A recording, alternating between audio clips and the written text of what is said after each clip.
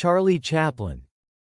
Early life and struggles 1889 to 1908. Charlie Chaplin was born Charles Spencer Chaplin on April 16, 1889, in London, England. His parents, Charles Chaplin Sr. and Hannah Chaplin, were both music hall entertainers. However, his childhood was filled with hardship.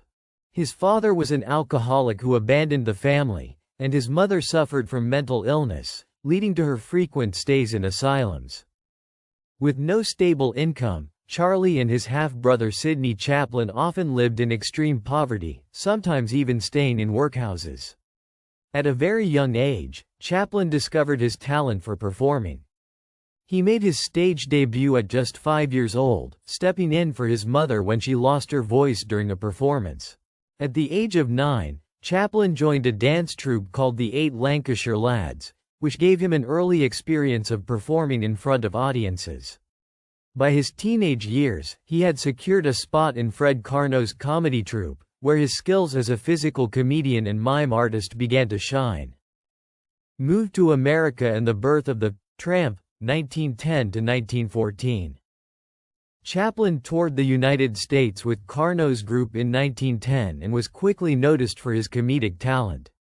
In 1913, he signed a contract with Keystone Studios, run by Max Sennett, where he began acting in silent films. During this time, he developed his most famous character, the Tramp. With his signature bowler hat, cane, oversized shoes, and a tiny mustache, the character became an instant hit. His first film in this role was Kid Auto Races at Venice, 1914. Chaplin's unique style of physical comedy and emotional depth set him apart from other comedians. Within a year, he became the most popular actor in Hollywood and was given creative control over his films. Rise to stardom and founding United Artists 1915 to 1929. Chaplin moved to SNA Studios 1915 and then to Mutual Film Corporation 1916-1917, where he produced some of his finest short films, including The Vagabond, 1916 and Easy Street, 1917. His films combined humor with deep emotional themes, making him a global icon.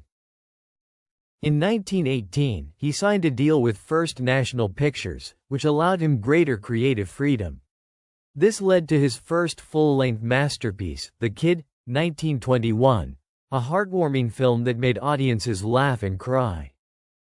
By 1919, Chaplin, along with Douglas Fairbanks, Mary Pickford, and D.W. Griffith, co-founded United Artists, giving him complete control over his productions. Over the next decade, he made some of his greatest films, including The Gold Rush, 1925, The Circus, 1928. Despite the arrival of sound films talkies in the late 1920s, Chaplin initially resisted the change, believing that silent cinema had a universal language that could be understood worldwide. Political controversy in sound films 1930s to 1940s. In the 1930s, Chaplin continued to make silent films, adding only music and sound effects.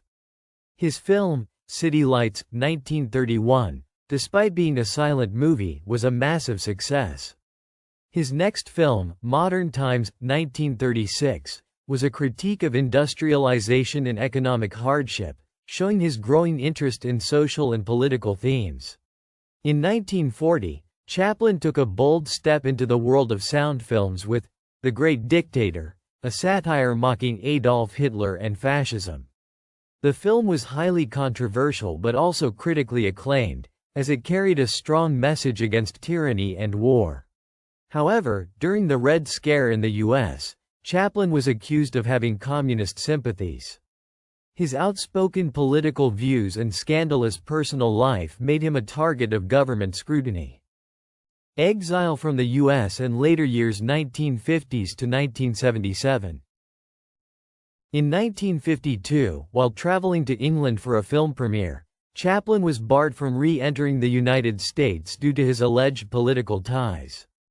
Feeling betrayed, he settled in Switzerland with his wife, Una O'Neill, and their children. Despite his exile, Chaplin continued making films. His later works include Limelight, 1952, a deeply personal film about an aging comedian. A King in New York, 1957, a satire on McCarthyism. A Countess from Hong Kong, 1967, starring Marlon Brando and Sophia Loren, but it was not successful. In 1972, the U.S. government invited him back to receive an honorary Academy Award for his contribution to cinema. The emotional standing ovation he received lasted 12 minutes, the longest in Oscar history. In 1975, he was knighted by Queen Elizabeth II, becoming Sir Charlie Chaplin. On December 25, 1977, Chaplin passed away in Switzerland at the age of 88.